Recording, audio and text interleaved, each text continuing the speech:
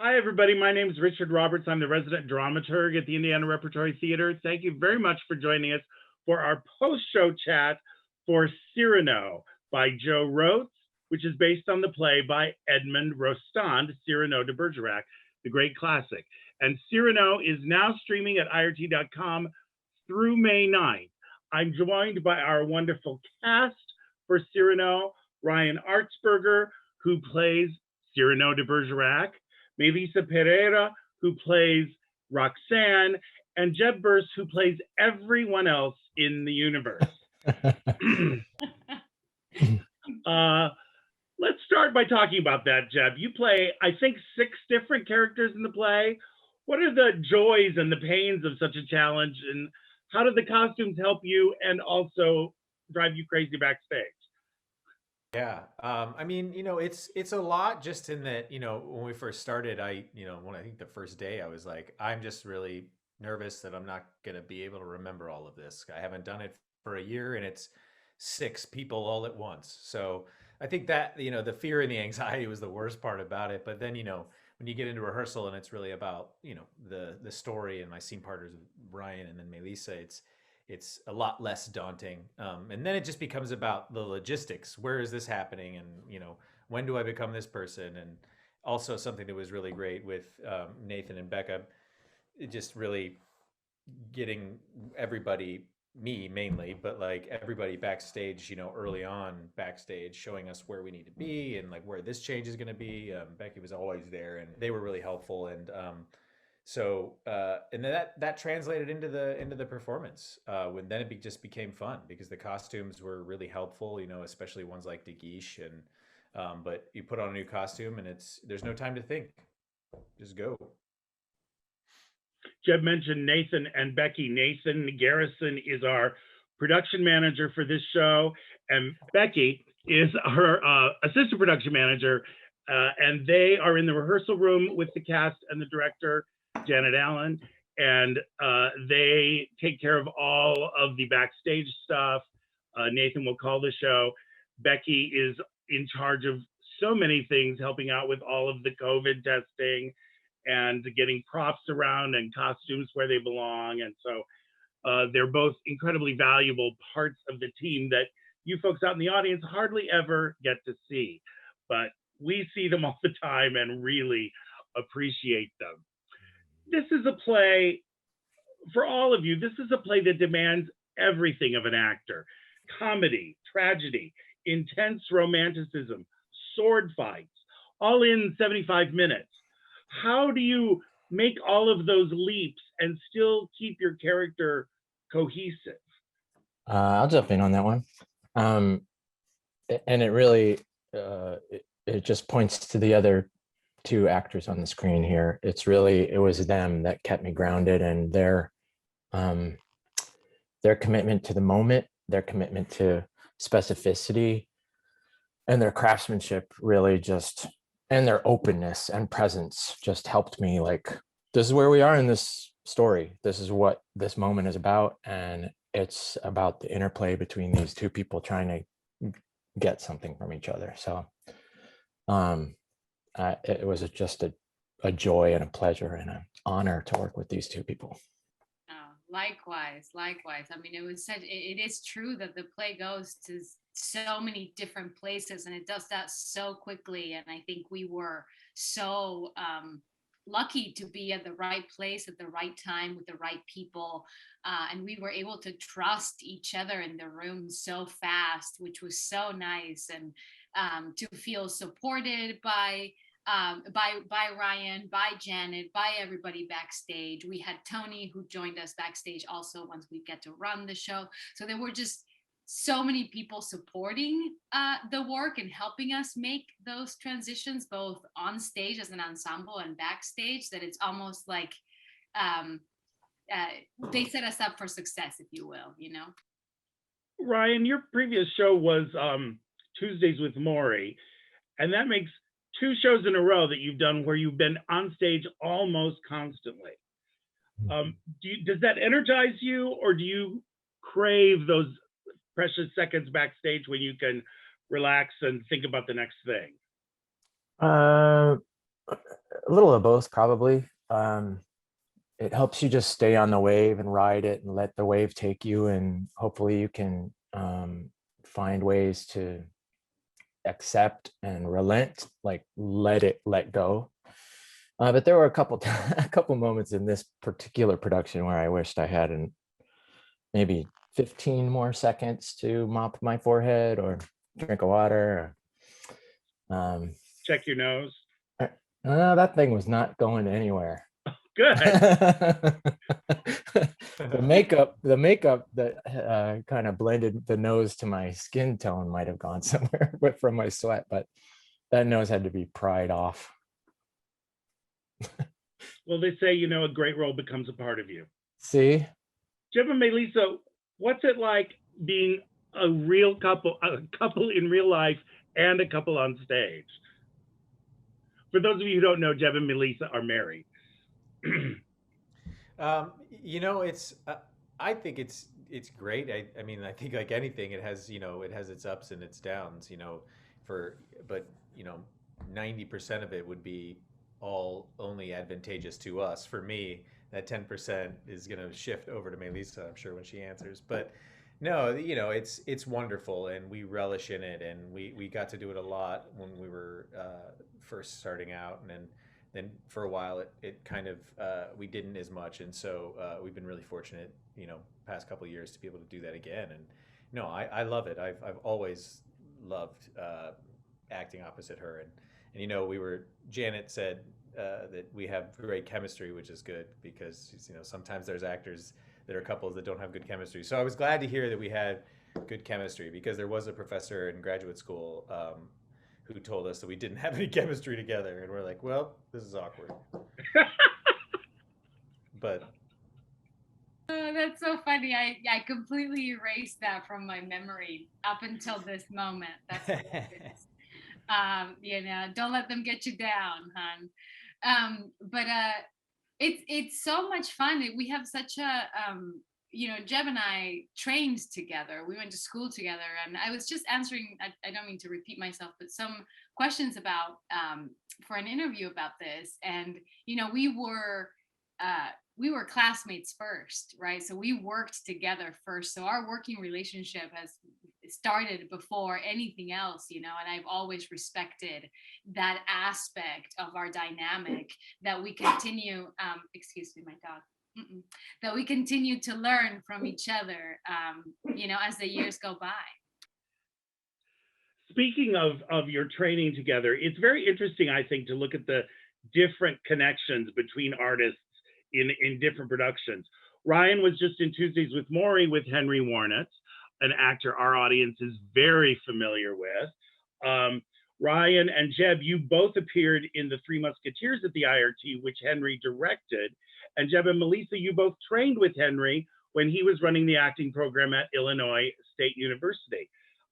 So what's it like to work with someone in different capacities as student and teacher, and then as actor and director, or actor and actor, co-equal professionals?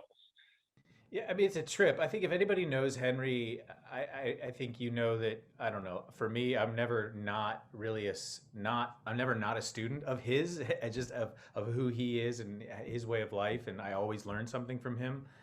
So that was always a cherished relationship, and so I still look for moments now that we are, equals, and when we work together in shows, because we've both acted with him as well, and it's always present.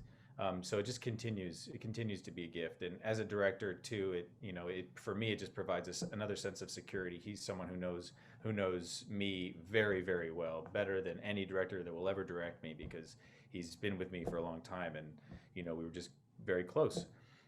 So it's all really wonderful. You feel like that open line of communication that you have with someone, and you try to carry that idea into other productions. Yeah, and it was so important to go along with that, to have that relationship with somebody going from a training program into the professional world, to kind of continue to develop that mentorship, so that we didn't feel like we were out there just figuring out what to do. We had this constant mentor that we followed really around the country for a few years before we went out on our own. And that was such a privileged position to be in, and such a great gift, and something I hope that we can do for people in the future when we get to do that, to teach or what have you. I have a little unique perspective on that question, which is that I worked with Henry as an actor, as a co-actor, and I worked with him as an actor in something that he directed. But then in this, I got to see the result of his mentorship. Like, these two people are equally as dependable on stage as Henry Warnitz. Henry Warnitz is like the kind of person, when you're on stage with him, you're like, whatever falls, the set could fall down and we're good, dude. And these two people are the same. And so that was a really unique, interesting perspective to get. That's lovely to hear. Henry's such a great guy. Incredible. I wish you all could know him. We all love him. Let's talk about Janet Allen, who directed this production, for just a second. Ryan, you've done so many productions with Janet. Does that kind of long working relationship help you? Yeah. I mean, there's, it's not quite what Jeb has with Henry. Well, Jeb and Melissa have with Henry. But it's a long time standing professional relationship that we just have a shorthand. I can, I'm sometimes a vinegary, salty person. And so one director might take my vinegar as offensive, and she just knows that as a part of my makeup. And so I can say something and not take it home with me and be like, oh my God, Janet Allen's never going to want to work with me. She just knows that it's me. And I can say, no, I think I know what you mean. And she doesn't feel cut off by me. And we trust each other. And so, and that, I don't know if it's because of COVID or because of where we are in our relationship together, but this felt even deeper and more relaxed and more honest with each other or something. So it felt really nice to have that history behind us. And Jeb and Melissa working with Janet for the first time, what was that like? Yeah, I loved how I love directors who are direct, and Janet is direct, and I'm going to quote her. So I do quote you, Janet Allen. One day somebody did something and she said, I'm never going to love that. And I want to put that on a t-shirt, because it was not coming from an ego place or somebody or trying to hurt the actor or saying, no, it was like, in the world that we are creating, she doesn't see that as a possibility. And that is so easy to change. Whereas the opposite of that is somebody not knowing what they want and then also not able to tell you what they don't want. Yeah. And, I'm sure that was probably me she was talking to, of some choice that I made. No, but yeah, I agree with everything everybody said. And also it was just really cool to experience, Ryan and Janet's working relationship, because that energy is palpable, and it's like, and it's contagious, and it's just a great energy to have in the room. So that was a gift. And also Janet at the beginning of this rehearsal was just very, very open. Like, this is going to be hard. We don't know what this is. This is brand new. We're figuring it out. So let's just all put that out there. And anytime someone begins a process or opens a room like that, I just feel inherently safer to exist in whatever state that I'm in. And so I was always very, very thankful of that. Speaking of Janet, Melissa, you're playing the romantic heroine, a role that in many classic plays can be a little bit passive and even stereotypical. How did you and Janet work together to make sure that Roxanne had plenty of strength and agency? Well, I find that interesting because I think that Janet knew the kind of Roxanne she was looking for, and then she found an actor who inherently inhabits those qualities. So I think that was just uh, she was really intentional that that is what she wanted to highlight, and that was the truth from day one. And what was easy for me is that I step into into those shoes much more easily than I do, and with much more integrity than I would into a damsel in distress, which has value and integrity in its own place. But I find that a complicated story is always more interested to me, and that's what she was interested in also. So in that way, she was just very intentional about the actor she was looking for to play the role, and then I just got to reap the benefits of her choices. I often say that directing is 90% casting, which may be a little bit of an exaggeration, but not too much. But it's true too, in the sense that it's also not just ability, but the energy of these three people coming together, that in these really what I would say, you know, worldly strenuous circumstances, can find 6 hours a day to focus on this together. That does take skill, to and we were I think it was intentional by casting us, who are a couple who can support each other. It was intentional that Ryan and Jeb knew each other as well and had worked together before, and same with, you know, with Janet and Ryan knowing each other too, that that process had a great ripple effect as well. How do you, for all three of you, how do you draw from previous plays you've done to gather things that are useful in the project you're working on? And you can talk about this play in particular with that. As a craftsperson, as an artist, you're always it's always cumulative. So while hopefully you always learn, you always learn one way or another from every process. And whether it's something you want to engage in or use again, or examine again, or something you want to avoid going down that road, it's always useful in the next thing that you do. So in this particular case, I drew from my most recent experience with Henry and just tried to find as many ways as I could. Because, you know, Tuesdays with Morrie has that beginning part where it's like a bunch of direct address and it's kind of the prologue. And then all of a sudden it's scene work. And it's just eye contact and you're connected to the person. And then, you know, so I just tried to find as many places where I could just like connect to the two of them. And then, of course, in terms of the technical aspects, I had to draw on all of my past history with swordplay, because that's the only time I've ever learned swordplay.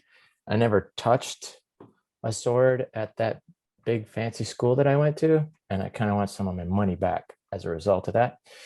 But so I've only ever learned in process. So it was kind of like the accumulation of everything I've ever learned in a play doing sword fights.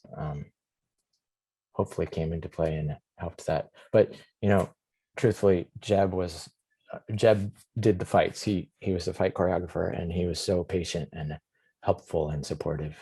So there was also that what's in the room with you is really what will ultimately be your safety net and what will help you succeed.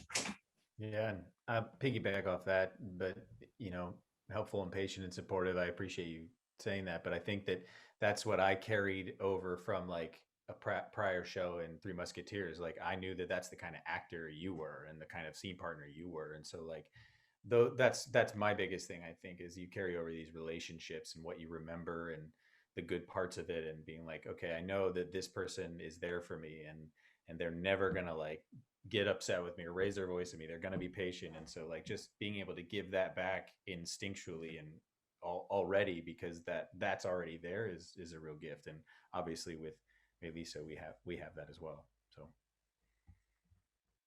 Yeah, I would say that with all of the it's different making a play now than it was making a play in the before times, right? So just knowing that that's our context, not pretending that we exist in some reality in which that's not true. So coming in with all of that and saying, in spite of all that, we are still going to get together and make a play.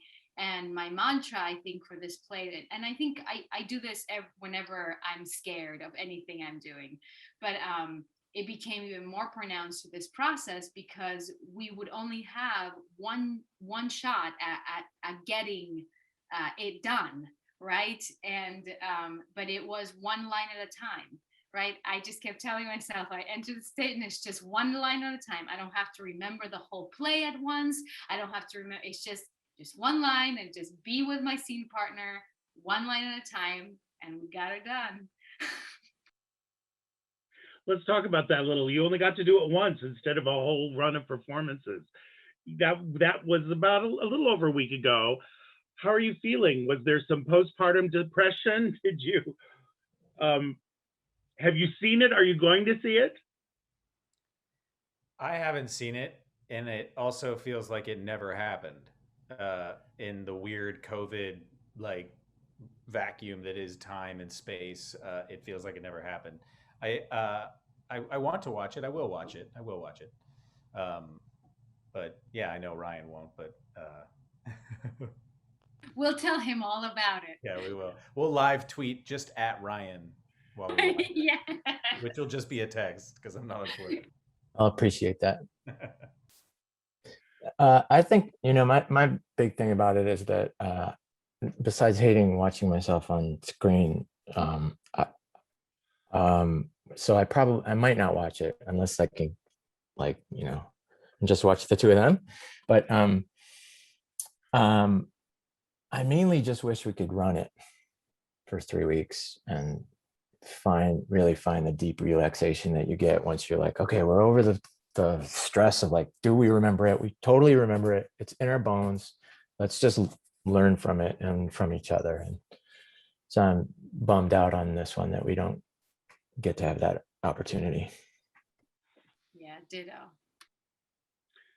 Well, we all get the opportunity to see it. Since this is a post-show discussion, theoretically, you folks should have already seen it.